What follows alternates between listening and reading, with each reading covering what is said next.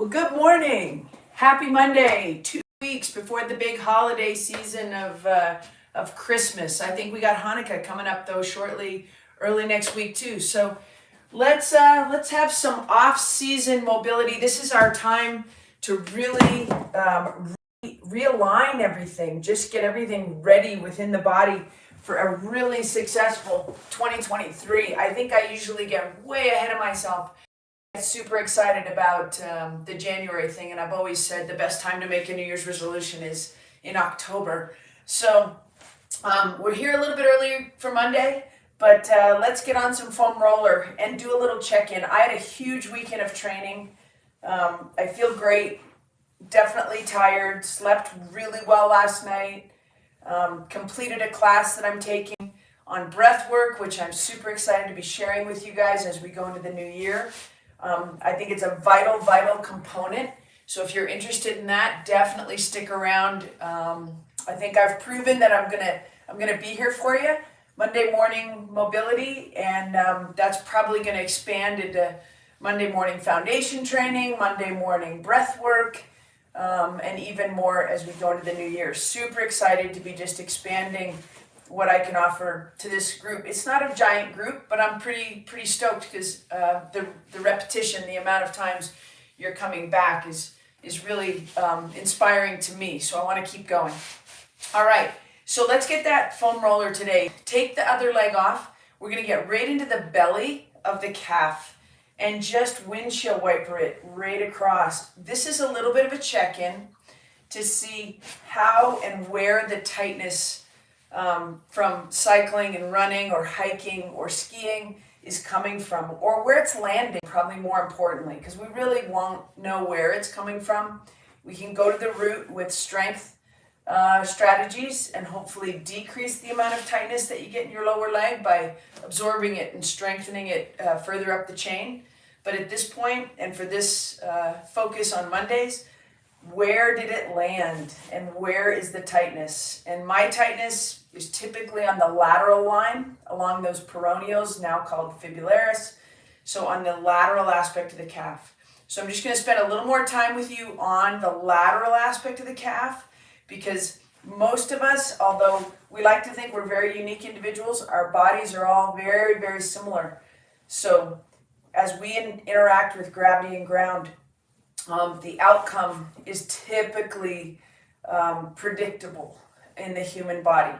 So just working that windshield wiper, I check to the medial side by internally rotating the hip. The foot comes to the midline, and I'm okay over there. Like, I don't feel any spicy spots or any compromised tissue.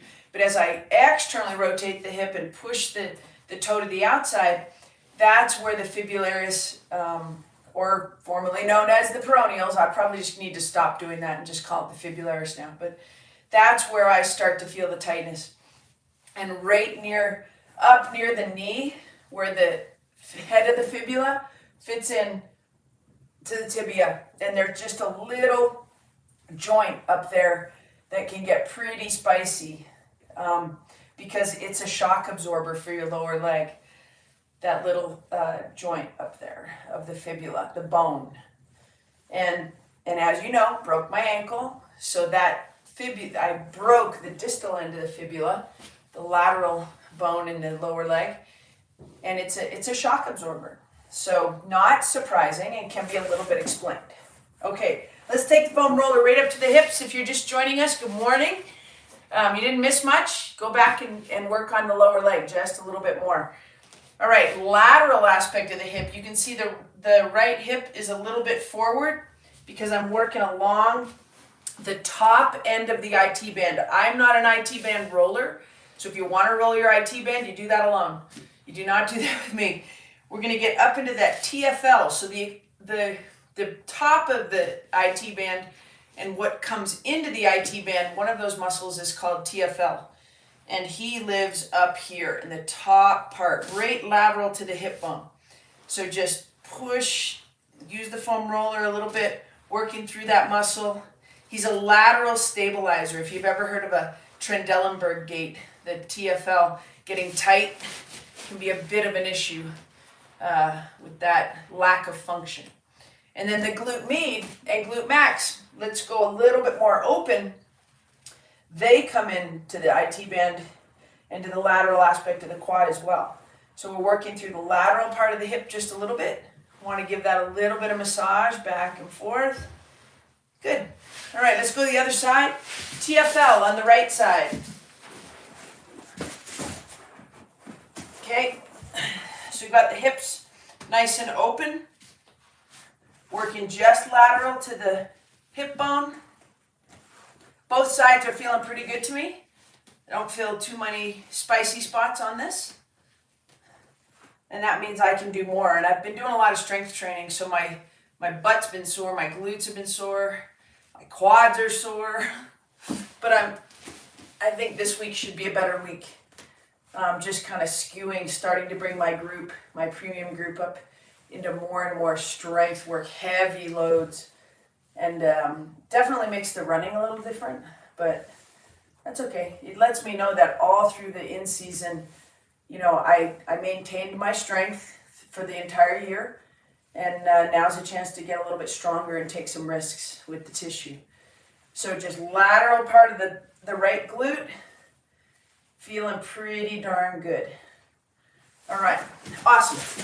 Let's take that foam roller, take it to the side, and we're gonna go right into a half kneeling position with the knee just out to that 10:30 position. So if this is midnight and this is 3 p.m. or a.m., this is 2:30 or 10:30 on that side. So right knee, we're gonna work that right knee over the toe. Keep the chest square, and the right knee is going straight over the toe. So you get a little bit of adductor, you get a little bit of adductor over here, and you definitely are getting the quad, and we're getting ankle mobility here. So just knee over toe. Start to use the breath and start to create space between the ribs and the hips so you're not collapsing into that movement. We just want to keep that. You can use your measuring sticks. There's no rotation of the upper body. Couple more. We're just moving in and out of it. And one more. And good. All right. Same thing over here. Here's midnight. Here's 9. There's 10:30. So make sure it's not too extreme. Nothing extreme. All right. Nice big breath.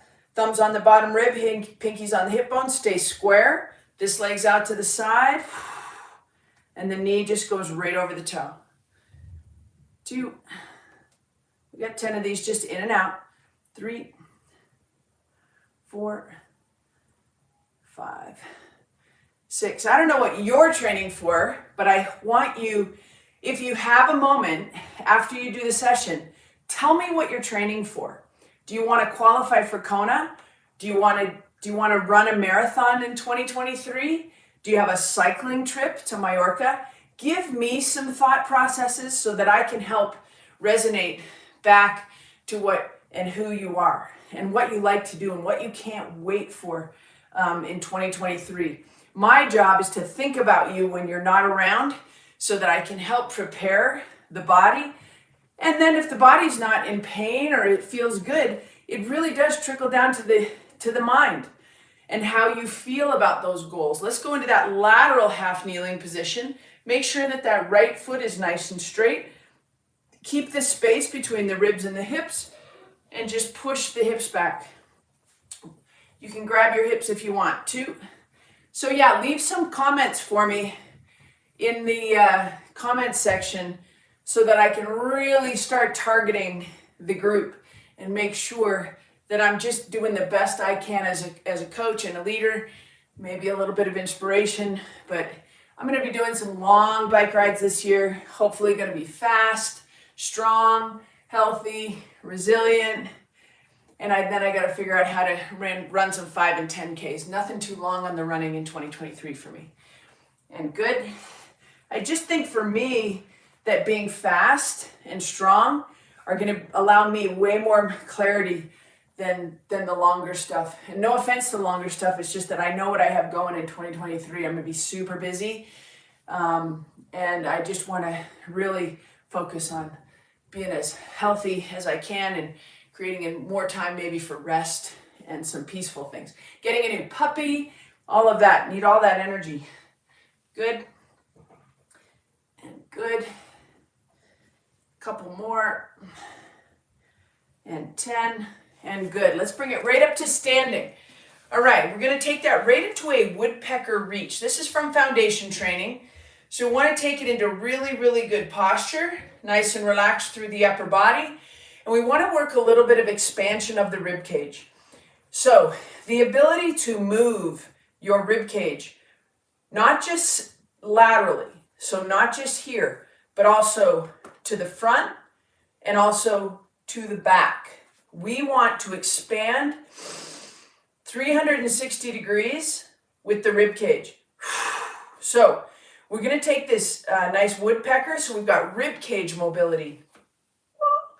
Okay, so right here, let's put the hands on the lower, mid to lower aspect of the ribs. Tuck your chin. Don't drop your head. Just tuck your chin. Pull your chin back into your throat a little bit. Inhale through your nose. We're going to only nasal breathe. Inhale. Exhale. Inhale. Exhale. And you can see I'm letting the rib cage drop. It's okay right now. The next 2 breaths, I want you to really focus on the back. I want you to expand and make your back really, really wide. Ready? Inhale, exhale, nasal only.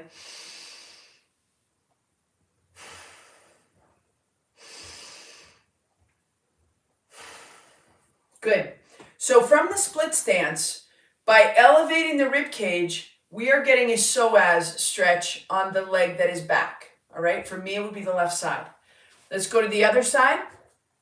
Psoas, hip flexor mobility, rib cage mobility, very, very intertwined. All right. Staying nice and tall. Hands mid to low part of the rib cage. Expand 360 degrees. We have 5 nasal breaths.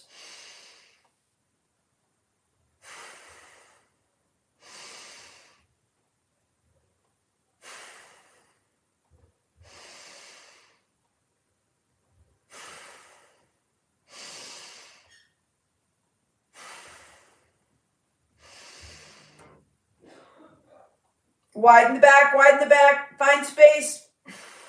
And good. All right, let's go into a nice wide stance, 2 times shoulder width. We're going to work through a founder, and that means from the side angle, we're working the hip hinge. Okay, so we want to now put your thumbs on your bottom rib, pinkies on your hip bones. Create the same space on the back side of the body. So if you lift the back of your rib cage, you're going to lose space on the front. So lift here and then match it from the front. So not only the front part of the ribs, but also the back are pulling off the pelvis. 1, we're going to do the first 3 in measuring sticks. 2, push the hips back. And 3, we're going to do the next 3 in long wing. So the hands are to the side. Pull the shoulder blades down and away from the ears. 1, 2, and 1 more. 3, and now the next 5, we're going to use the arms as the counterbalance. 1, should feel high hamstring, right about there. 2, get some nice length. 3, 4, 1 more. And 5, and you can see from that angle where you get the cue, push your hips back, and that gives you that beautiful hip hinge, which unloads the spine. We're using the breath to decompress the spine, and then we're using a really good hip hinge to make sure that every time we flex forward, it 100% comes from the hips, okay? All right, right there, let's go to that woodpecker stance again. This time, all we're gonna work is same little combination. Get the measuring sticks, make sure the ribs stay off the hips, push the hips back. 1, we got 3, 2, and 3, working that hip hinge. Other side, stand really tall, chin pulls back into the throat. 1, getting pretty specific today. 2, anybody that's going to get under load, this week, which means you're going to do your strength training. You're going to work your hip hinge. You're going to do some squats. You're going to do some deadlifts. You're going to do some lunges. You need the hip hinge. All right, so now we're going to go right here, set it up into long wing. Anchor in on your lead leg. That means to push into your big toe. 2, pull your shoulders and ears away from your shoulders and shoulder blades away from your ears. Let's do one more. And good. Same thing other side. Pull the fingertips. Pull everything down. Down and away. 1. Good. 2. And one more. And 3. From the woodpecker stance, we're adding the weight of the arms. We're pushing back into the right hip. Getting that high hamstring on the right side. That's the leg that's in front. We got 5 of these. 2. Soft lead knee. It's not locked. It's just soft. Good. Push the hip back 4. One more. Super dynamic. And 5. And good. And you can just start seeing how the expanded rib cage and the really good posture just starts singing loud and proud. Ready? Right here. Push that left hip back. 1. Pull the ribs off the hips. 2. Hip hinge. 3. Counterbalancing with the hands. 4. Anchoring in on that left leg. Pushing into the big toe. And 5. And that should get both sides high hamstrings. Okay, let's take it to the ground. Good. All right, from right here, working on some anchoring. Anchoring is your adductors becoming strong enough to pull your pelvis away from your ribs so that the pelvis can very comfortably decouple, which your right side and your left side need to work independently of each other. When one hip drops, the other one kind of elevates. When the other one drops, the same thing happens. So having a good, strong anchor is really, really important. So toes together, heels apart. Pull your toes towards your shins. Squeeze your knees together. And there is your anchor. I've mentioned several times today, gravity and ground. Gravity and ground is pulling us into external rotation. When you do your back squats, which I don't do a lot of back squats with my athletes, and you turn your toes out, you are reinforcing what gravity is doing to your body and making more tightness in external rotation, and maybe even strengthening your position in external rotation. If you want to be the world squatting champion, then that's a good idea. If you want to be a great runner and pain-free balanced cyclist and runner, you want to have an anchor. So knees together, toes together, heels apart, and you want to start to become very, very comfortable in this position. Keep holding that anchor, and I can feel just a little bit of shaking in my nervous system, not wanting to hang out in that position too much. And I think that's primarily because of the training I did this weekend. So the more landings you do, the more externally rotated you become in running. So just keep pulling the knees in, pull the toes towards the shins, reinforce the anchor. 5, 4, 3, 2, and 1. Now drag the heels a little bit more towards your butt so that your knees are about 15 inches off the ground. We're going to take the left leg, wrap it around the right. Listen very carefully to these cues, okay? Your right toe is pulled towards your shin. Your left leg is wrapped around right. Arms out to the side. And we're going to pull to the left. Let the right butt come off the ground. And you're going to feel this opening of the hip. The right hip is nice and open. The left leg is providing traction to pull the right hip away from the rib cage to help create the space. You should feel that TFL and how it stretches and lengthens through the lateral part of the hip. We rolled that guy earlier today. Most of my sequences with you guys on Monday morning is not just by accident, right? We have a definite plan. We stick to the plan. Right toe, toes pulled up to the shin on the right leg. Do not have a lazy foot. Left leg wrapped around. Let's go back to the left. You're pulling to the left. Your left leg is providing traction to the right hip. You can take your hands and see if you can help create even more space. And then come right back. Let's go same thing other side. So let's start with a little bit of anchoring. Knees together, toes together, heels apart. Pull both toes towards your shins. Hold that nice and strong.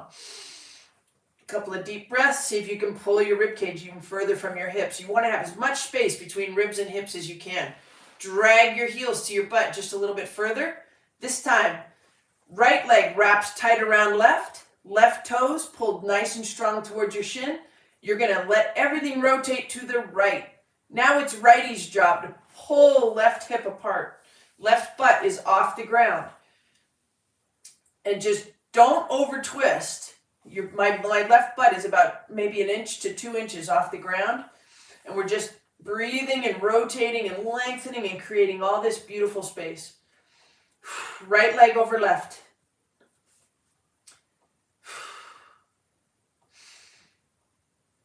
I had an athlete this week tell me, 50-year-old female runner, beautiful runner, tell me that she went to the doctor and the doctor needed to keep measuring her height, and he was very, very quiet, or she was actually very, very quiet. And my athlete was like, what's going on? She goes, I cannot believe this. Is it possible that you have grown, that you are taller?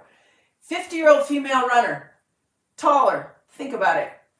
Space, breath, decompression, all strategies that we keep in place. We work into our performance, we work into our lifting, we work into every single Monday on Monday Morning Mobility. You guys, thanks for coming. I hope to see you next week. I hope you have a really, really great week. Don't forget to leave a comment, maybe give me a thumbs up. It'd be great to be able to expand this group, so if you have any friends that you can tag and suggest that they start joining us for Monday Morning Mobility, the more the merrier. I hope you have a great week. Good to see you. Peace out.